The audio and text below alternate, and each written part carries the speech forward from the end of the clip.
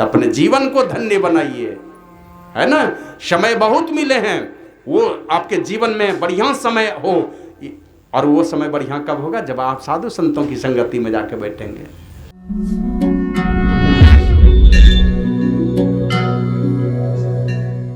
तब वो द्विज हुआ जिस दिन हम दूसरे शरीर में प्रवेश कर जाएंगे साधन करके। कहते हैं वो द्विज धन्य है जो अपने धर्म से नहीं टलता। फिर कहते हैं धन्य घड़ी सोई जब सत्संगा। समय कौन सा धन्य?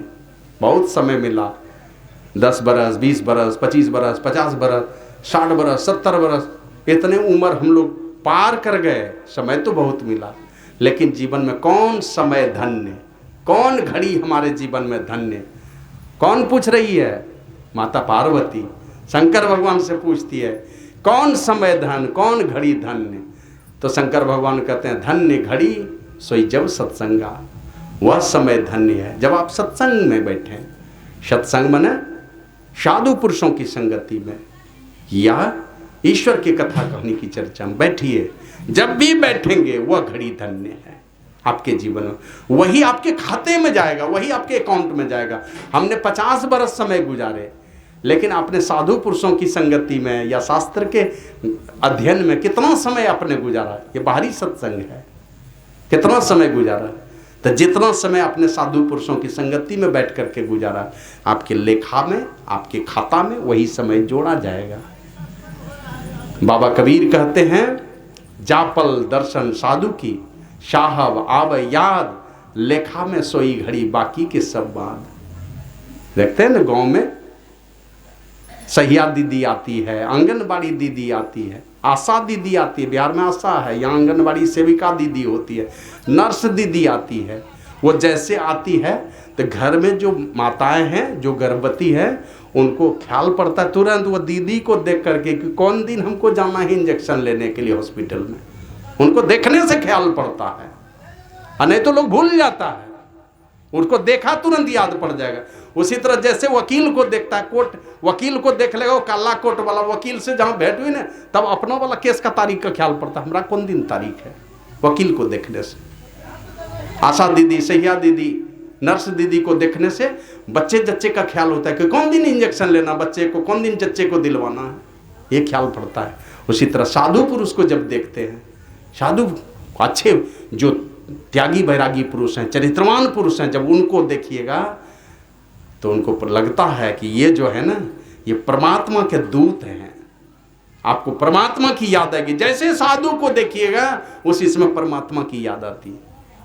नहीं तो देखिएगा गांव घर में दादाजी हैं दारू पिए हुए, पोता को ले लेगा गोद में, बाबा हमरा पोता का आशीर्वाद दीजिए, आप ही जैसा बन जाए। हम क्या आपके जैसा बन जाए तब? नहीं, हमरा तो गड़बड़ आदमी है, हमरे जैसा नहीं बने। दादा को पता है कि हम गड़बड़ हैं, ये वाले ठीक है, इनकी संगति में जाके तो मेरा पोता दुनिया में महान बनेगा, बढ़िया चरित्र वाला बनेगा। तो जिस समय साधु की याद आती है, दर्शन होता है साधु का, उस समय परमात्मा की याद आती है। और जितना घड़ी तक आपने परमात्मा को याद किया, बस वही आपके खाता में जोड़ देगा उतने समय। अब विचार कर लीजिए कि 50 बरस 60 बरस किस चीज में गुजारा। बाबा साहिब स्वामी जी महाराज कहते हैं ना हम कैलों साधु संगतिया, ना सुनलों कछु ज्ञान, ना हम कैलों गुरु के भगतिया, को ना कहे तो कल्याण हो। कैसे होगा कल्याण? यही उपाय है कल्याणकार। यही काम नहीं किए, ना साधु की संगति में गए और ना कहीं कुछ उनका ज्ञान सुने, और ज्ञान ही नहीं सुने तो गुरु से प्रेम कहाँ से होगा? गुरु की भक्ति नहीं किए, अपनी मनमानी भक्ति किए, गुरु के जुक्ति से भक्ति नहीं किए, को ना कहे तो कल्याण। कैसे कल्याण होगा? तो इसलिए कहा कि वह समय धन्य है जब सत्संग हो। धन्य घड़ी सोई जब सत्संगा, और धन्य जन्म द्विज भगति अभंगा। वो जन्म धन्य होता है जिस समय द्विज की अभंग भक्ति हो। द्विज माने जिसका दूसरा जन्म हो गया है, इस अंधकार मंडल से, प्रकाश मंडल से, शब्द मंडल से ऊपर उठ करके निशब्द दशा में चले गए। सारे जड़ और चेतन शरीर को पार कर परमात्मा में मिल गए हैं जो महापुरुष। ऐसे महापुरुष का जो ज्ञान है, इस ज्ञान के मुताबिक उनके आदेश और उपदेश के घेरे में रह करके जिस जन्म में भक्ति करते हैं वो जीवन धन्य होता है।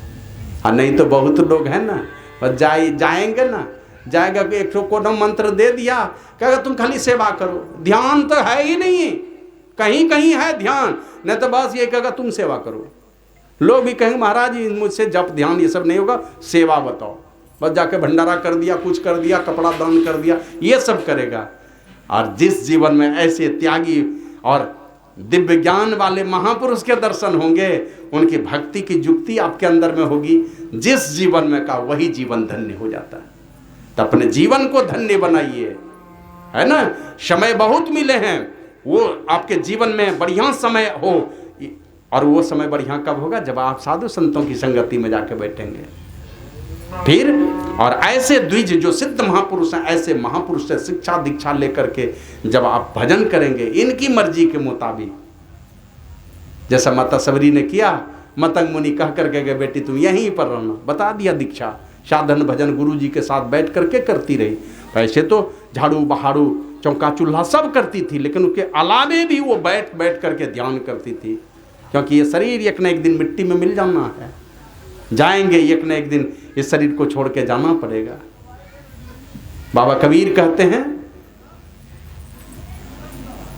नाम हरि का जप ले बंदे फिर पीछे पछताएगा। तू कहता है मेरी काया, काया का गुमान क्या, तुम जिसको अपनी काया कह रहे हो ना, अपना शरीर, इस काया का क्या गुमान करते हो। चांद सा सुंदर ये तन तेरा मिट्टी में मिल जाएगा, एक दिन मिट्टी में मिलेगा। चांद जैसा खूबसूरत ये शरीर मिट्टी में मिल जाना है एक न एक दिन। तो इसलिए संतों से युक्ति सीख करके साधन करने का सौभाग्य जिस जीवन में मिल जाए वो जीवन धन्य हो जाता है। तो अपने जीवन को धन्य बना लीजिए, महापुरुषों से युक्ति सीखिए, निगुरा बन करके मत रहिए कोई। फिर कहते हैं आगे, शोधन धन्य प्रथम गति जाकी। शंकर भगवान से पूछा था माता पार्वती ने, स्वामी धन तो बहुतों के पास है, लेकिन कौन सा धन धन्य हुआ। आपके खाते में बहुत सारे पैसे हैं, करोड़ों रुपये हैं आपके पास में हैं, मर जाइएगा, वो करोड़ क्या करे, क्या होगा जो आपके अकाउंट में है, कौन लेगा। सबको पता है कौन लेगा। मेरे अकाउंट में है हमारा चेला लेगा, आपके अकाउंट में है कौन लेगा, आपका बाल बच्चा लेगा। अगर नॉमिनी में नाम डाल दिए हैं तो आसानी से मिल जाएगा, और नॉमिनी में नाम नहीं डाले हैं तो कहेगा आश्रित प्रमाण पत्र लाओ, तो वंशावली प्रमाण पत्र लाओ, सारा कागज मांगेगा, आपके बेटे बेटियों को बांट देगा। आपके पति होंगे तो बांट देंगे, पति हैं तो पत्नी को दे देगा। यहाँ वाला पैसा, यहाँ वाला धन दौलत यहाँ के लोग बांट लेंगे। लेकिन एक संपत्ति है का जो अपने अपने हाथों से सत्पुरुषों के सेवा में खर्च किया, कहीं धर्म के काम में खर्च किया है, वो धन आपके खाता में है, वही खाता खुलेगा। यहाँ वाला खाता, यहाँ तो नॉमिनी देख के बैंक मैनेजर पेमेंट कर देगा, और जो अपने खाता में आपने जमा किया है वहाँ कोई नॉमिनी नहीं, आप ही नॉमिनी, आप ही के हिस्से में, जब जाए जहाँ जाइएगा आप ही के हिस्से में खुलेगा। बहुत दान दिए हैं, हो सकता है घोड़ा का शरीर मिल जाए, वहाँ जाके भोगिएगा। और साधु पुरुष की सेवा में रह करके दान किए, सत्संग किए, अगर ये सब किए तो मनुष्य का शरीर मिलेगा, और वो वाला खाता खोल के देखेगा, है ना। पलटू साहब की वाणी में पूछे धर कबों सत्संग ना किन्हा, भूखे को ना ही कछु दिन्हा, माया और मोह में झूले, कुटुंब परिवार लखी फूले। पूछे धर्मराज जब भाई, बचन मुख ना ही कही आई। धर्मराज पूछेगा, चित्रगुप्त जी हिसाब किताब करेंगे, तब धर्मराज पूछेगा तुमसे कौन कौन सा क्या क्या तुम काम किए इस संसार में जाकर के, तो वचन मुख ना ही कही आई, कुछ भी मुंह से नहीं निकलेगा, किए ही नहीं हो कुछ, वही बाल बच्चा दुनिया जहान जगह जमीन ये सब किया, वो तो यहीं रह गया धरा का धरा। क्या जवाब दोगे वहां जाकर के? वहीं पर निर्धारित होगा कहाँ जाओगे तुम। किसी खाना बदोश माई के पेट में जाओगे, एक कहीं अरबपति के घर में, तो तुम्हारा खाता उलट करके देखेगा वहां पर। यहाँ वाला खाता तो यहीं बट गया, और वहाँ वाला खाता जो अपने दान पुण्य धर्म का काम करके रखा है वो खाता खुलेगा, तब वहाँ निर्धारित होगा कि तुम कुत्ती के पेट में जाओगे कि गधी के पेट में जाओगे कि बकरी के पेट में जाओगे कि बिल्ली के पेट में जाओगे या मनुष्य शरीर में जाओगे। तो वही रेलवे स्टेशन में देखते हैं ना, कुछ परिवार लोग वही रेलवे स्टेशन में ही रहता है। और नहीं तो देखिएगा आपके गाँव में वो घोड़ा पर लाद कर मुर्गा मुर्गी कुत्ता सब लाद करके देखते हैं, चलता है ना, और खाली दिन भर बगुले मारता है। उस घर में भी बच्चा पैदा होता है कि उस घर में जन्म वही गुलगुलिया के पेट में जाएंगे, ये कहीं अरबपति किसी सत्संगी के घर पर पैदा होंगे, वहां पर निर्धारित होगा आपका।